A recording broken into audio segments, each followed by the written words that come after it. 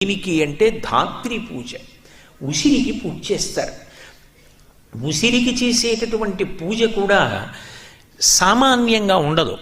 కార్తీక మాసంలో ఉసిరి చెట్టుకు చేయవలసినటువంటి పూజ యొక్క కల్పాన్ని ప్రత్యేకంగా ధర్మసింధు లాంటి గ్రంథాలు మనకి తెలియచేసాయి.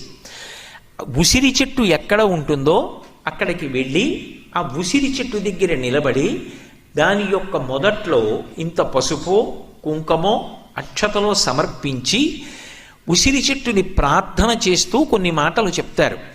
ఇక్కడ మీరు ఒక విషయం గమనించాలి. యజుర్వేదంలో కూడా రుద్రాధ్యాయంలో ఒక మాట అంటారు, నమో వృక్షేభ్యో హరికేశాయోపవీతినే పుష్టానాం పతయే నమో నమో అంటారు. ఈ చెట్టు రూపంగా ఉన్న శివుడికి నమస్కారం, చెట్టు ఆకులుగా ఉన్న శివుడికి నమస్కారం, చెట్టు ఆకులలో ఆకుపచ్చతనంగా ఉన్న శివుడికి నమస్కారం అంటారు. అలా ఈ ధాత్రి రూపం